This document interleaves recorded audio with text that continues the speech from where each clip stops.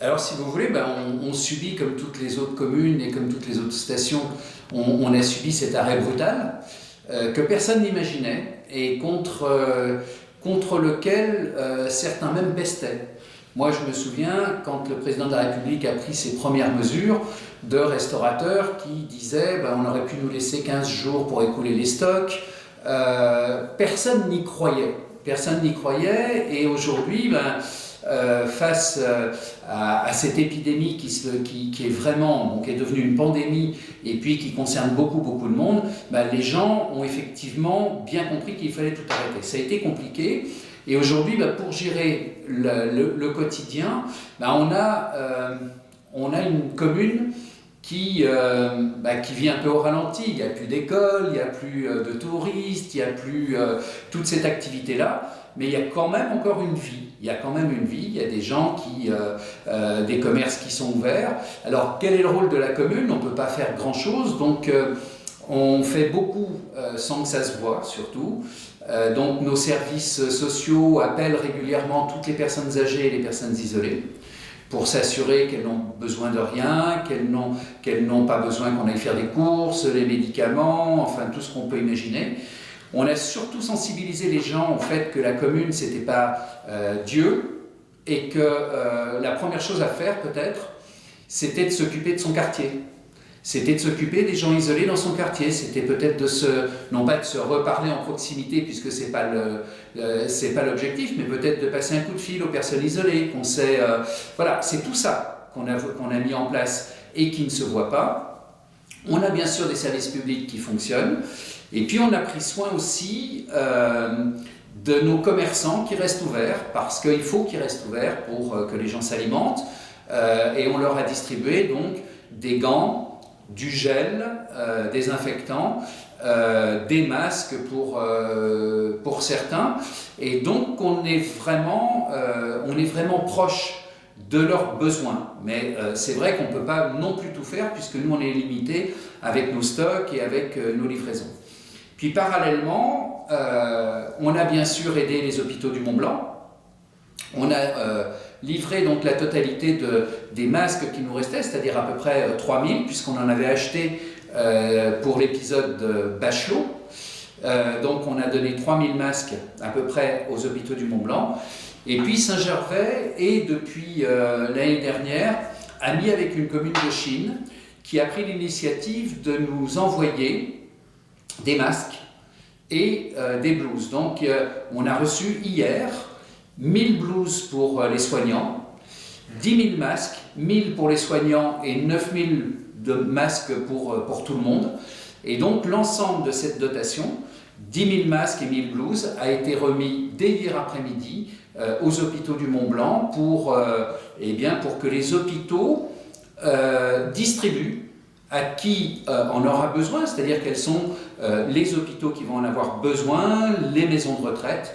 Et donc voilà un peu l'action de la commune. Être proche des soignants, être proche des habitants et des commerçants. Et puis bien sûr, pour les enfants des soignants, on a mis en place le dispositif national de garde des enfants, donc restauration, garde, périscolaire. Et tout ça, on l'adapte au jour le jour, en fonction du besoin des soignants et de ces familles-là. Et comment une commune va se remettre un peu de cet arrêt brutal? Est-ce qu'il y a des perspectives? Alors vous savez, je crois que le monde va changer un peu à la fin, parce qu'il va y avoir effectivement des remises en cause. Moi, je suis outré par les gens qui cherchent des responsables déjà maintenant. Je pense des responsables, c'est nous les responsables. Notre société de consommation, notre société d'excès, notre société individualiste. C'est ni le président de la République d'aujourd'hui, d'hier, d'avant-hier. C'est tout le monde. C'est nous qui voulons cette société de bien-être, cette société où on circule, cette société où j'ai envie d'aller à Londres faire du shopping. Je vais à Londres faire du shopping avec mes microbes et mes virus. C'est comme ça que ça circule un virus. Ils rigolent, les virus. C'est nous qui avons mis en place. C'est pas le gouvernement, c'est pas ces personnes. Donc la machine économique, il va falloir la relancer. Alors moi, j'ai préconisé une chose au président de la République, c'est que chacun soit à son niveau. Et que dans les communes, on fasse le job. Nous avons tous des budgets, ils sont ce qu'ils sont.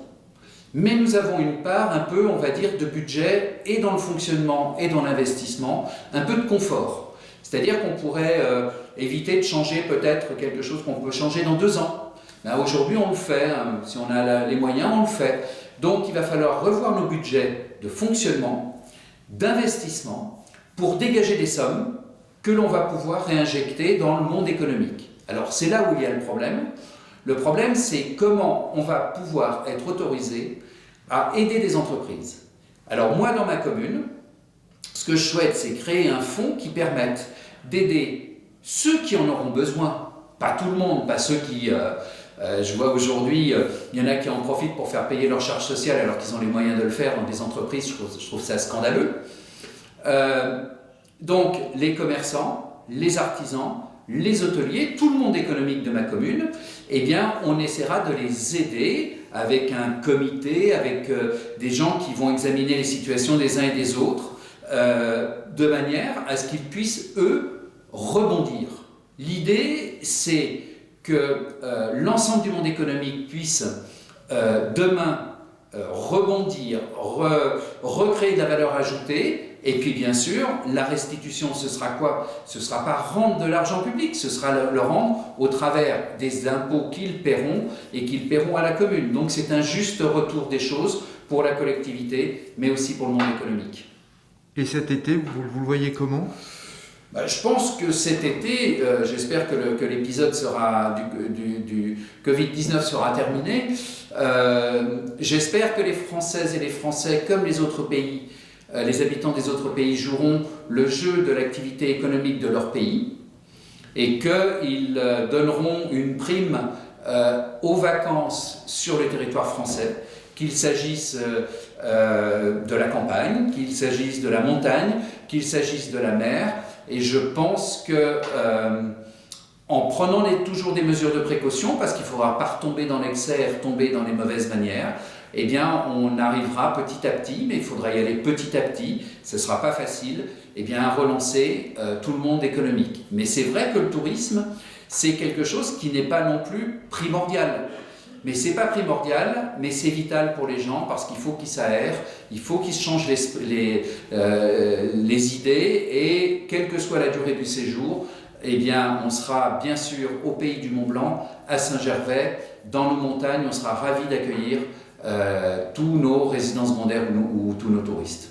Quel est l'état d'esprit et le moral des Saint-Gervolins, des commerçants, de tous les professionnels, moniteurs de ski, guides aujourd'hui? Alors bon, c'est un peu particulier parce que c'est quelque chose qui est arrivé brutalement. Donc le confinement fait aussi qu'on rencontre beaucoup moins de gens qu'avant, heureusement, parce qu'autrement ce ne serait pas du confinement.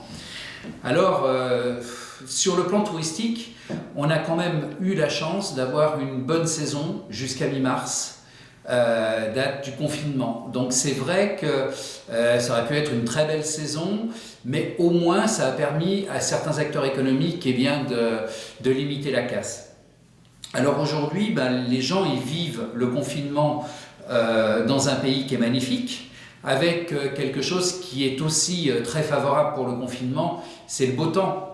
S'il pleuvait tous les jours, ce serait catastrophique de rester dans son appartement ou dans son chalet sans pouvoir rien faire.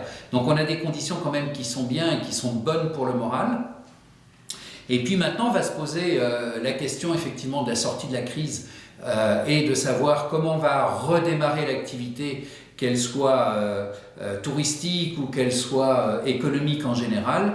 Et je pense que dans les semaines qui vont venir, ça va être vraiment, non pas l'inquiétude, mais l'interrogation. Je crois que je n'ai pas vu des gens qui sont réellement inquiets. Je pense qu'aujourd'hui, on est tous attentifs, on est tous confiants dans le confinement et dans ses conséquences. Et comme on dit en anglais, step by step, ou étape par étape en français, on va attendre. Et aujourd'hui, on a une population, je crois, qui a besoin d'être assurée, qui a besoin d'avoir... le maire, c'est important, c'est quelqu'un à qui on se confie, c'est quelqu'un qui va donner un certain nombre de directions. Et donc, c'est important qu'il y ait effectivement cette chaîne entre les élus et puis les habitants, quels qu'ils soient.